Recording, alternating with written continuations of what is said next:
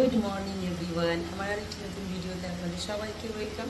সকাল সকাল স্নান করে আমি চলে এসেছি ঠাকুর ঘরে। তো আজকে ভিডিওটা আমি ঠাকুর ঘর থেকে স্টার্ট করছি, কারণ তাড়াতাড়ি পুজো সেরে আমরা সবাই মিলে এক জায়গায় যাব। তো চলুন কোথায় যাব, কী কী করবো সবই আপনাদের সাথে শেয়ার করছি। তাহলে আমি তাড়াতাড়ি করে পুজোটা দিয়ে আবার আসছি। তো আমার পুজো কমপ্লিট হয়ে গেছে, এবার যাব নিচে। দেখি সব নিচে উঠেছে, কি করছে, কে কে স্নান করেছে। সবাইকে তো বলে এসেছি তাড়াতাড়ি করে স্নান করে নিতে, একটু লেটও হয়ে গেছে তাও বলে এসেছি। তো চলো নিচে যাই, দেখি সবাই কি করছে। যাই নিচে, দেখি সবাই উঠলো কি না।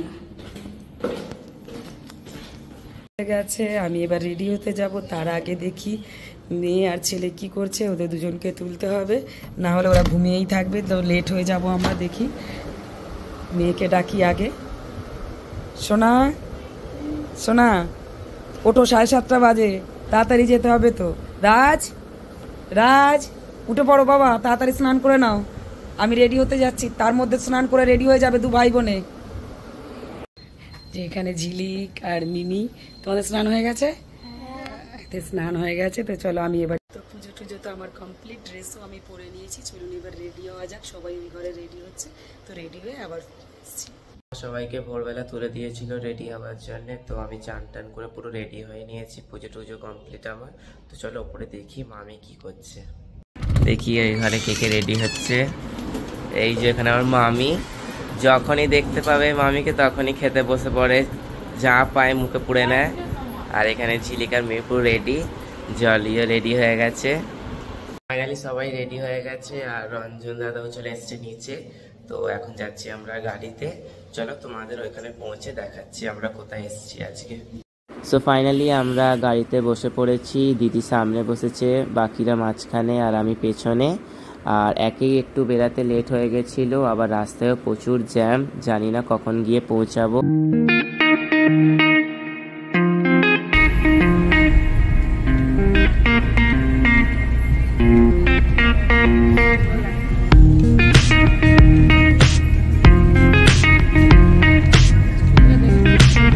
সো ফাইনালি আমরা চলে এলাম দক্ষিণেশ্বর, হঠাৎ করে মাকে পুজো দিতে। তো এখন আমরা সবাই যাচ্ছি পুজোর ডালা কিনতে। তো এখানে অনেকই দোকান আছে, তোমাদের যেখান থেকে ইচ্ছা নিতে পারো, সব দোকানই ভালো। আমরা ফাইনালি 33 নম্বর স্টল দিয়ে নিলাম। আর ফোনগুলো এখানেই জমা দিয়ে যেতে হবে, কারণ মন্দিরের ভেতরে ফোন নিয়ে ঢুকতে দেয় না। তাই যাই আমরা পুজোটা আগে দিয়ে আসি। আমাদের পুজো দেওয়া কমপ্লিট। তো চলো তোমাদেরকে মন্দিরের আশেপাশে একটু ঘুরে দেখাই।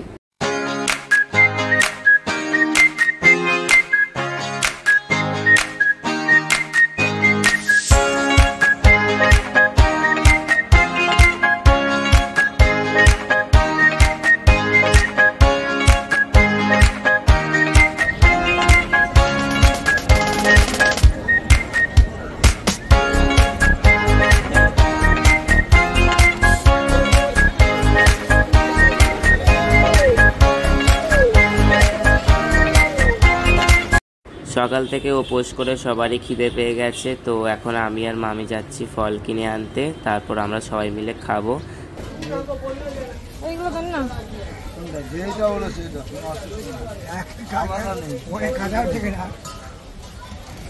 ফল কিনে নিয়ে গাড়ির কাছে চলে এসেছি। বাইরে তোমরা দেখতেই পাচ্ছ অনেক বাঁদর ঘোরাঘুরি করছে, তাই গাড়ির ভেতরে বসে সবাই মিলে খেয়ে নিচ্ছি ফল।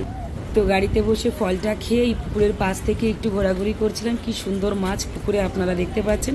পুজো দিতে তো একটু লেট হয়ে গিয়েছিল, 11:30, ব্রেকফাস্টেরও টাইম হয়ে গিয়েছিল, সবার হালকা খিদেও পেয়ে গিয়েছিল। তো সামনে একটা রেস্টুরেন্টে চলে আসলাম।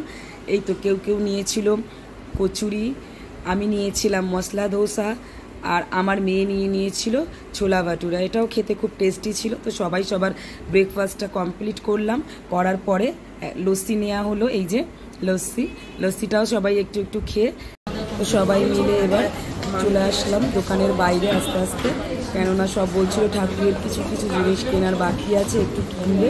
খুব গরম লাগছিল। এই তো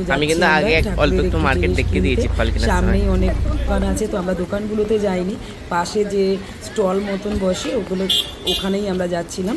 ওখানে খুব সুন্দর সুন্দর জিনিস পাওয়া যায়, একটু প্রাইসটাও ভালো থাকে, সবাই নিজের মতন কেনাকাটি করতে পারে। এই যে আমার ভাইয়ের বউ আগে আগে চললেন, উনি আগেই দেখে এসেছিলেন কোথায় কি পাওয়া যায়। এই তো এখান থেকে সব কিছু আমরা দেখছি, কোনটা পছন্দ হয় কোনটা নিতে পারি। কেন আমার ভাইয়ের বউয়ের নেওয়ার ছিল একটা শিব ঠাকুর, আর আমার শঙ্খ নেওয়া ছিল, আমি বাজাতে পারি না বলে ও বাজিয়ে দেখছিল, বললো না দিদি ভালো, এটা নিতে পারো। তো নিয়ে নিলাম আমি শঙ্খটা নিয়ে নেওয়ার পরে আমার একটা ঘটি নেওয়ার ইচ্ছা ছিল, যেটা আমি দেখছিলাম। ঘটিটা ভালো ছিল, প্রাইসটাও খুব সুন্দর, দামটাও ঠিক ছিল। তো ঘটিটাও আমি নিয়ে নিলাম। সব কিছু এই যে দাদা প্যাক করে দিচ্ছে, দাদার দোকানে বেশ দাম কমিয়েছে, আর সব জিনিসগুলো আমার খুব পছন্দ হয়েছে। তো সব জিনিসগুলোই আমি যেটা যেটা আমার লাগবে নিয়ে নিয়েছি। ফাইনালি আমাদের সব কেনাকাটি হয়ে গেছে, তো এখন যাচ্ছি বাড়ি। তো চলো তোমাকে ঘরে গিয়ে দেখাবো কি কি আমরা কিনেছি। এই যে মা একটা প্রদীপ এনেছে নবরাত্রিতে জ্বালাবে বলে, আর একটা শিব ঠাকুরের জল দেওয়ার জন্য ঘটি, আর এটা হচ্ছে কপুরদানি, আর এটা হচ্ছে শাক। আশা করছি আমাদের আজকের ভিডিওটা তোমাদের ভালো লেগে থাকবে। যদি তোমাদের আমাদের ভিডিওটা ভালো লেগে থাকে তাহলে চ্যানেলটাকে সাবস্ক্রাইব করে দেবে, ভিডিওটাকে লাইক করে দেবে আর শেয়ার করে দেবে। Thank you for watching everyone.